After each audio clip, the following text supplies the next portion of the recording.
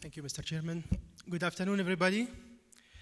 It's quite probably late on a Friday afternoon to speak about conventional therapies after very well-established advanced therapies presented today. So bear with me, my talk will be quite short.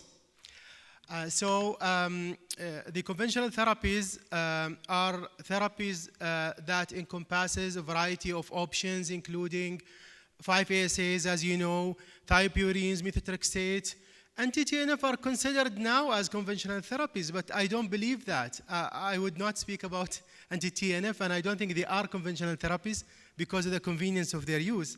And since the advent of monoclonal antibodies and injectable therapies, the spotlight has been drawn from the 5-ASA and other conventional therapy options. And most of the time, the well-experienced IBD physicians, they see patients to treat them with biologics and advanced therapies rather than the basic stuff. The IBD treatment was mainly depending on the conventional therapy at some stage. And the medical therapy should be personalized to patients with multidisciplinary team approach and validated information for patients is critical in IBD treatment. So let me start with a case, and I don't want answers, but I just want you to think about this case as we go and speak about the options. This is a 23-year-old woman with a 3-month history of rectal bleeding, urgency, abdominal pain. Diarrhea is around 4 to 5 times per day. No enteric pathogens. This is her first presentation to a gastroenterologist. She has iron deficiency anemia, and the scope showed severe ulcerative proctitis. It was around 15 centimeters of extent. So for this patient, you might have different options in mind. One of them is to start her on rectal therapy with mesalazine suppositories, but maybe some will start directly on oral and rectal. When we assess the severity of disease of IBD therapy, most of the time we will see patients with mild and moderate IBD. And this study assessed the physician and patient's perception of severity of IBD, and around 85% of patients and physicians regarded the type of IBD which they are treating as moderate to severe. So that's a fact. Most of the patients we are seeing are moderate to severe. But most of the patients whom we remember are those with, most of the patients whom we see are mild to moderate, but most of those whom we remember are the severe cases because they keep coming. We see them very closely, and they require quite expensive therapies. The severity, and there's a lot of some repetition here, the severity of IBD can be assessed in terms of UC by True-Love-Witz score according to the number of bowel movement and the presence of systemic toxicity. And in Crohn's disease, also selecting those patients who are mild depend on the presence of ulceration in the deep ulcers. That's something which will classify them as severe. But for mild patients, they will usually be ambulatory patients. They are usually having no significant weight loss and no significant complicated phenotype, no masses and no strictures or penetrating disease. There might be an elevation in the CRP, but the CDAI usually is less than 220. So for patients, once we see them at the beginning, we have to risk classify them, and you have heard about this already. The risk stratification depends on the assessment of severity and also the presence of features of worse outcome.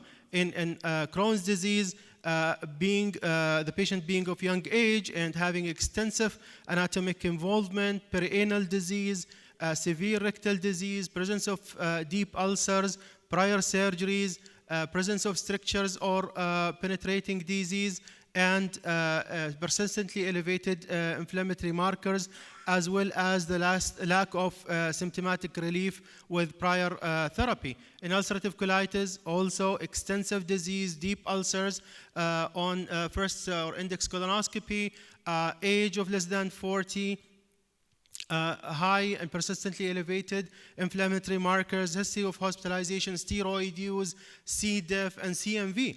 And most of you have seen patients in this category. For the patients with mild IBD, we usually use corticosteroids in their different forms and 5-amino-salicylic acids. But the corticosteroids are induction agents. They are not for maintenance, and mesalazines are good for induction and maintenance therapy.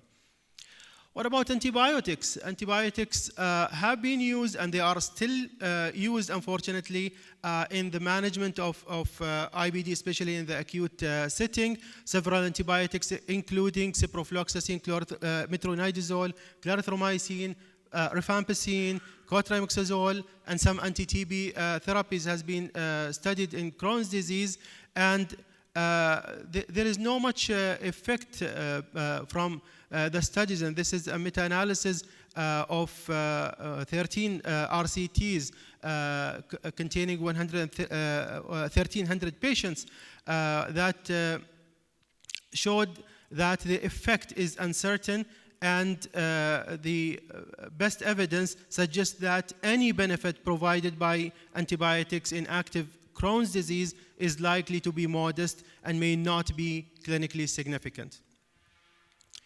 In ulcerative colitis, also ciprofloxacin and metronidazole has been studied besides other antibiotics. Guidelines suggest against the use of antibiotics to induce and maintain remission in luminal Crohn's disease and ulcerative colitis. The exception, of course, the presence of infectious complications, perianal disease, bacterial overgrowth, postoperative prophylaxis, and pouchitis.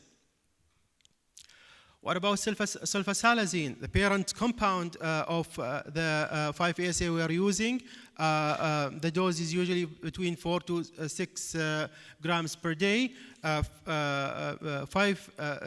Sulfasalazine are compounds that contain 5-ASA linked to sulfapyridine via a diazo bond, which is cleaved by the bacteria in the colon.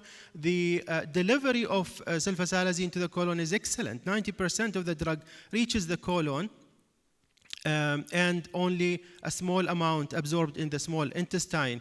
In a meta-analysis in 2016, the meta-analysis indicated that there is no statistically significant difference between 5-ASAs and sulfasalazines, while the side effects of sulfasalazines are high. So in patients with ulcerative colitis, we don't use sulfasalazine because of the side effect profile. Sulfasalazine also studies in Crohn's disease, and although the general trend is to suggest against 5-ASA in Crohn's disease, but the North American guidelines are still okay to use sulfasalazine for mild to moderate colonic Crohn's disease, based on the modest effect from all studies, meta-analysis of 2 studies which showed not better than placebo for mucosal healing. So mucosal healing is not better, but the clinical effect is probably there. Mesalamine for Crohn's disease, this is absolutely no. It has been studied, and it has been also suggested against in the guidelines to avoid using mesalamine in Crohn's disease. In general, 5-ASA is not as effective, and when it is compared to placebo, there was no much effect. A meta-analysis of 11 RCTs assessing the efficacy of 5-ASA for maintenance therapy found a non-significant trend towards improvement over placebo. Mesalazine in ulcerative colitis, it is considered as first line in patients with mild to moderate ulcerative colitis. They are safe and well tolerated in most patients. But as we have different formulations and different options, the formulation which we need to decide based on the disease extent, whether it's oral or rectal, mesalazine suppository, foam, enema, and then if we need to add steroids on that. So the key element of using mesalazine for treatment of IBD, mild IBD or mild UC, is to use the right drug with the right dose and right delivery. And we have different delivery systems, like the delayed pH-mediated release, like in Azicol and Salofac, and usually the drug will be delivered to mid-TI to colon, while in the time-dependent 5-ASAs, like Pentasa, the delivery will be on a larger area from duodenum to colon. However, given these differences in the system of delivery, actually there is no clinical difference in the effect of different types of mesalazines. How to optimize them? Maximize the dose, combine oral and rectal 5-ASA, and increase duration of treatment. This is from the ASCENT-2 trial, and it shows clearly there is a significant difference between the high dose and low dose of mesalazine, and the best effect in that trial was with 4.8 grams daily of mesalazine as compared to 2.4 grams a day. A meta-analysis of the therapeutic options of different doses showed that doses of more than 2 grams per day were more effective than doses of less than 2 grams in terms of achieving remission, with relative risk of 0.91. Who are the candidates of maximum dose of 5-ASA? Not all patients need to be started on 4.8 grams, but in the induction phase, patients with moderate UC are to be started on maximum dose rather than low dose. Patients who previously used corticosteroids, or patients who had rectal therapies at the relapse, or patients who are multiple different medications for UC at the relapse. In maintenance therapy group, the patients who are having short duration of disease remission, previous use of corticosteroids, are also patients who require maximum therapy. Combination oral and rectal therapy is another way of optimizing the 5-ASA use, and in Pence study, there has been clearly an increase in the response with patients who were on oral and rectal therapy, as opposed to patients who are on oral therapy alone. And this is a forest plot from the ECHO guideline, which shows a trend towards better outcome for the patients who are on oral and rectal therapy as opposed to oral therapy alone. The distal ulcerative colitis, as it's used now in the literature, distal ulcerative colitis, including left-sided and proctitis, might be sometimes difficult to be treated in the general gastro clinic, and despite the initiation of first agent. So in those patients, we need to determine the proximal extent of inflammation at the time of starting therapy. If the effect was in the rectum, if the disease was involving less than 15 centimeters of the rectum, then 5-ASA suppositories are to be used. While if it was rectosigmoid within 40 centimeters, rectal foam, either 5-ASA or steroids foam would have a better effect. And for splenic flexure extent, left-sided colitis, 5-ASA enemas are better. And obviously, if patients failed to tolerate those medications or to respond to these medications, other options like topical foam or gel or corticosteroids enemas can be added. So for refractory distal colitis on topical therapies, some strategies might help in optimizing the effect before going to a second-line agent. This includes adding a suppository or foam to nighttime liquid enema, so using the rectal therapy twice a day, timing where the dose of topical therapy used 2 to 3 times a day. Typically, the suppositories can be used in the morning and enema can be used at night. And also for patients who responded well to 5-ASA therapies in terms of rectal therapy, in the maintenance, you could keep them on a longer duration of therapy, like twice a week or 3 times a week instead of daily doses. I can skip this. So the ECHO guideline for distal colitis says that the topical 5-ASA at a dose of more than 1 gram per day is recommended for induction of remission. The oral 5-ASA more than 2 grams a day combined to topical therapy are suggested over an oral 5-ASA monotherapy. And they suggest also treatment with topical 5-ASA over topical steroids. For management of more extended disease, we usually use oral 5-ASA for at least a dose of more than 2 grams per day. For patients who don't respond to 5-ASA first option, you might switch to another 5-ASA. The effect can be different in some patients. Maximize the dose if they are on half dose, add topical therapy, extend treatment duration, and discuss the adherence. And adherence is an issue with all oral therapies. In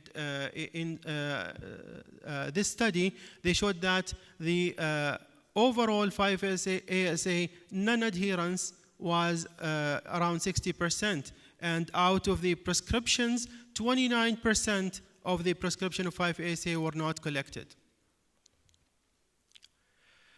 But non-compliance is risky, and it increases the risk of clinical relapse. Patients who are non-compliant are at high risk, 5-fold greater risk of recurrence than adherent patients. Adherence has lots of dimensions, including social, health system related, many, and this is from the WHO for all chronic diseases. So once patients are counseled regarding adherence, we have to take into account all the aspects of non-adherence. Generally, patients prefer oral rather than rectal therapies, and the dosing frequency is important. Many patients often cite forgetfulness as the reason for non-adherence. So simplifying the regimen to once daily or twice daily is better than giving them 3 times a day.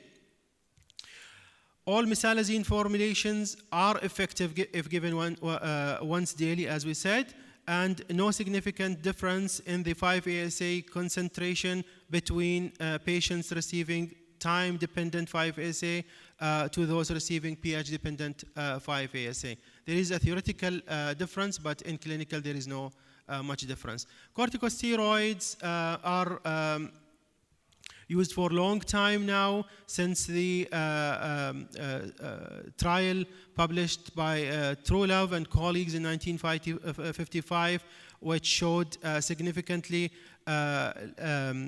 less rate of colectomy in patients with acute ulcerative colitis admitted with a flare.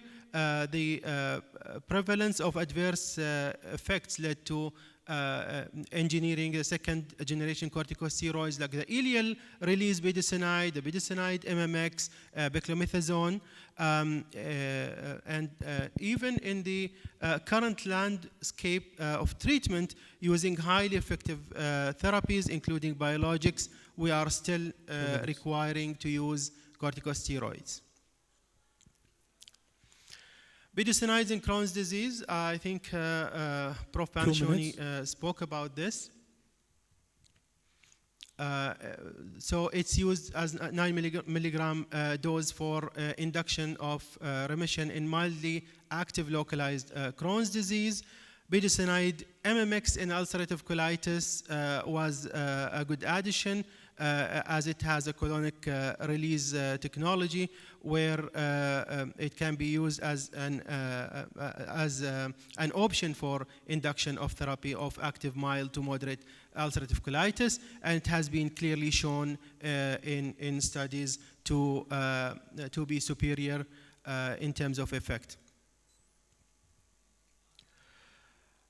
Azathioprine in IBD, I will not go far about this. This is, I'm almost at the end of my talk. Azathioprine has a very long history in IBD, starting from the studies in 1979, which showed that azathioprine is not effective in Crohn's disease maintenance, and then later on in 2000, when a pediatric study showed that 6-mercaptopurine corticosteroids are effective in induction and maintenance of therapy, then going to till 2009 to the Cochrane review, which showed azathioprine effective in maintenance and need higher doses.